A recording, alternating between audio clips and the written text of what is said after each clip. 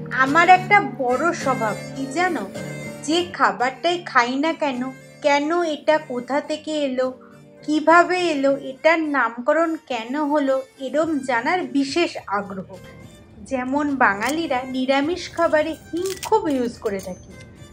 আমার একদিন খুব কৌতূহল হলো এটা জানার জন্য হিংটা আসলে কি। তখন জানতে পারলাম হিং হচ্ছে ফেরুলা নামক গাছের শিকড় থেকে বেরোনো এক প্রকারের আঠা।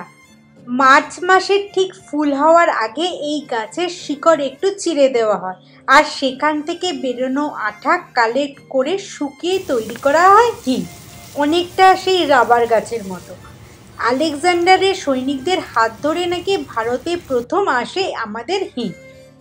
ইরান আর আফগানিস্তান থেকে হিং ভারতে আসলেও জানো, তাদের কুইজিনে কিন্তু হিংয়ের কোনো ইউজ হয় না।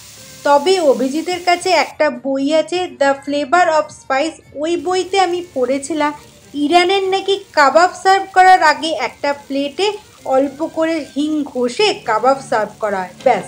আর বাকিটা পুরোটাই নাকি ইন্ডিয়াতেই সাপ্লাই করে। আজকে আমি আমার জলখাবার সিরিজে বানিয়েছিলাম দোকানের মতো খোসা সমেত আলুর তরকারি, পাঁচফোড়ন আর হিং দিয়ে।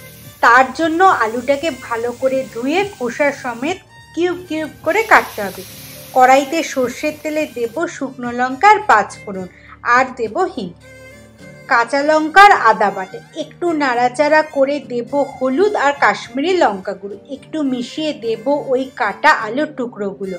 ভালো করে মিশিয়ে দেব একটা বিশেষ মশলা, আর নুন, আর অল্প করে চিনি, আর দেব আমচুর পাউডার।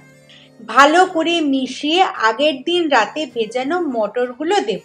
তারপর বেশ খানিক গরম জল দিয়ে ঢাকা দিয়ে হতে দাও। ওই যে বললাম না বিশেষ মশলাটা, তাতে আছে জিরে, ধনে, লবঙ্গ, দারচিনি, 3টে এলাচ, 2টো শুকনো লঙ্কা, কাসুরি মেথি আর সামান্য মৌরি। এটা নুন দিয়ে হালকা প্যানে নাড়াচাড়া করে গুঁড়ো করে নিতে হবে। এটাই হলো সেই বিশেষ মশলা। যখন দেখবে আলুগুলো সেদ্ধ হয়ে গেছে, কিছুটা আলু হাতা দিয়ে একটু ঘেটে দেবে। তারপর একদম শেষে ওপর থেকে ধনেপাতা কুচি আর ওই যে বিশেষ মশলাটা ছড়িয়ে দিয়ে ভালো করে আর একবার মিশিয়ে নিলেই রেডি দোকানের মতো কষা আলুর তরকারি। আজকে আমি পরিবেশন করছি জোয়ান পরোটার সাথে। তা তুমি কবে বানাচ্ছ? বানালে ছবি কিন্তু আমার সাথে শেয়ার করো, আর কেমন লাগলো সেটাও জানাবে। তবে পরোটাটা একটু অপটু হাতে বানানো তো, তাই হয়তো পারফেক্ট হয়নি। তবে যাকে পরিবেশন করেছি সে কিন্তু তৃপ্তি ভরে খেয়েছে। আজ তাহলে আসি,